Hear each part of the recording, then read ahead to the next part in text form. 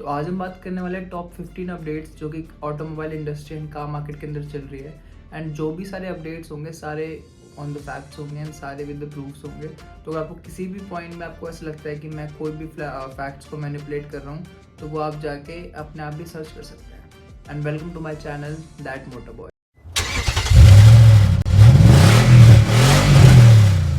तो ये सेशन मैं एवरी वीक या एवरी मंथ कर सकता हूँ जैसे मेरे पास 15 न्यूज़ आएंगी कार के ऊपर। मैंने सेशन को नाम दिया है कार पे चर्चा विद दैट मोटर बॉय। तो आइए हम अपने 15 टॉप न्यूज़ की तरफ बढ़ते हैं। अब तो पहली अपडेट कुछ इस प्रकार है कि MG हेक्टर का नया फेसलिफ्ट लॉन्च हो गया है with a new design, new features as well as 14 inches की डिस्प्ले आ रही है विद अ जेस्चर कंट्रोल।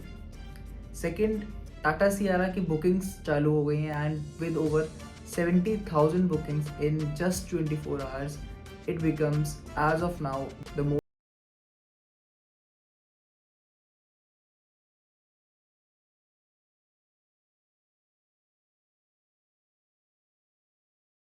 तो if you are planning to buy that car, आपका नंबर कम से कम 5 ही महीने तो नहीं आने वाला। थर्ड कार अपडेट है कि महिंद्रा ने अपनी 7XO को लॉन्च कर दिया है एज वेल एज इसके अंदर ट्रिपल स्क्रीन डिस्प्ले आपको देखने मिलेगी जो आपको सेम टाटा सियारा के अंदर देखने को मिलती है। एंड टाटा सियारा से ही ये चीज़ कंटिन्यू हुई है। एंड अब जैसे कोई भी एक ब्रांड एंड मोस्टली वो टाटा होता है या महिंद्रा होता है, जब भी ये कोई नई चीज़ इंट्रोड्यूस करते हैं तो बाकी सब कार ब्रांड इसी को फॉलो करते हैं, चाहे वो मारुति हो या चाहे वो हो रेनॉल्ट। फोर्थ अपडेट है किया साइरोस का लॉन्च हो गया है।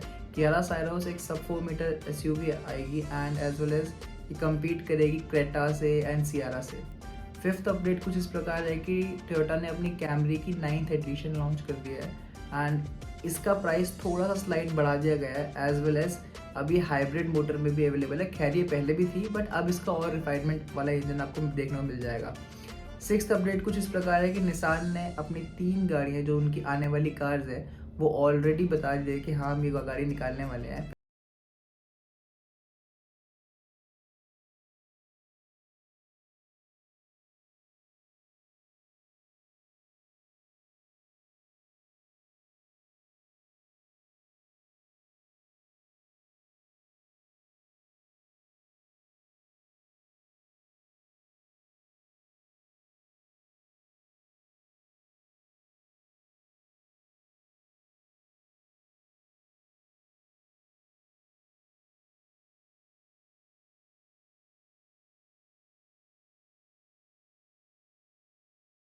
लॉन्च के सिर्फ 5-6 महीने के अंदर ही आईकॉटी अवार्ड जीत लिया है। एंड मोस्टली अब तक देखा गया है कि या तो ये आईकॉटी अवार्ड Hyundai की कार्स के पास गया है या तो फिर मारुति की कार्स के पास गया है। एट्थ अपडेट कुछ इस प्रकार है कि प्राइस हाइक होने वाला है मैन्युफैक्चरर्स की तरफ से as well as Mercedes, Audi and Honda manufacturers ने ऑलरेडी अनाउंस कर दिया है कि हम 2026 जनवरी से अपना प्राइस हाइक करेंगे because of the high input cost and as well as the exchange rates value.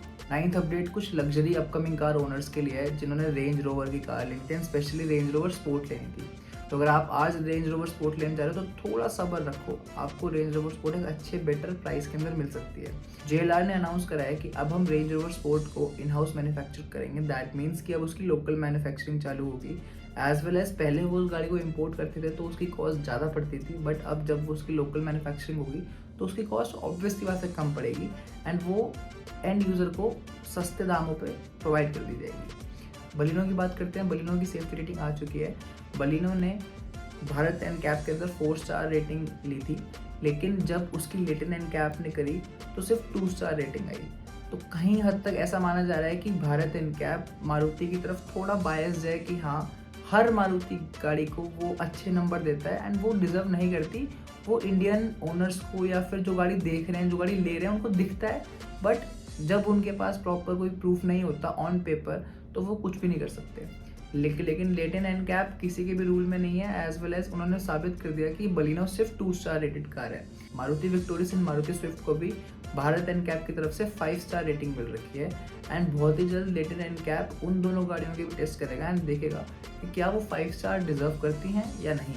And मेरे हिसाब से शायद विक्टोरियस करती भी हो लेकिन स्विफ्ट तो आई डोंट थिंक करेगी। अब बात करते हैं 11th अपडेट की जो कि है एक मर्जर अपडेट। मर्जर मतलब जब 2 कंपनी आपस में मिलती है एंड एक अच्छा संगठन बनाती है जैसे वोडाफोन और आइडिया का हुआ था just to promote the business and fight the rivals.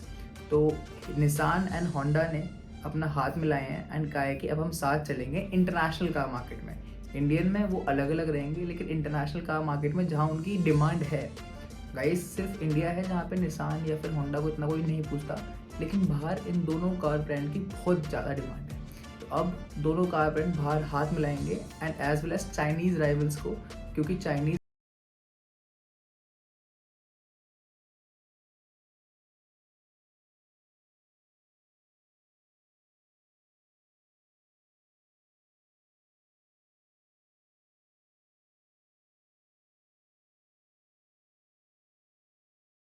से compete कर पाएंगे। गवर्नमेंट ने ईवी पॉलिसीज भी लॉन्च कर दी है, ये हमारा 12th अपडेट है।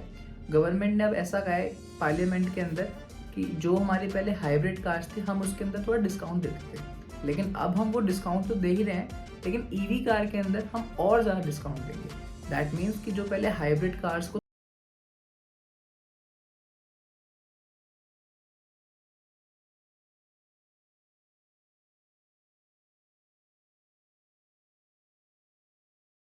Over a million of cars were sold in 1 year, तो वही सेम चीज़ अब वो करना चाह रहे हैं। एज दिल्ली के अंदर पोल्यूशन बिल्कुल कंट्रोल नहीं हो रहा and AQI level has gone to the skies. Mahindra ने अपने XUV 700 का वेरिएंट का नाम BE6E से हटा के BE6 कर दिया, एज बिकॉज इसके अंदर एक ट्रेडमार्क इशू चल रहा है विद इंडिगो एयरलाइंस, जो कहते हैं कि ये ट्रेडमार्क हमारी ब्रांड का है एंड आप इसे यूज़ नहीं कर सकते। And as well as Mahindra कहता है कि नहीं, ये हमने ऑलरेडी यूज़ कर रखा है। तो ये इनका अभी कोई कोर्ट के अंदर डिस्प्यूट चल रहा है एंड तब तक के लिए महिंद्रा ने अपना वो BE6E नेम को BE6 कर दिया है, लास्ट वाला ई निकाल दिया है। बात करते हैं अब हमारे 14th अपडेट के बारे में।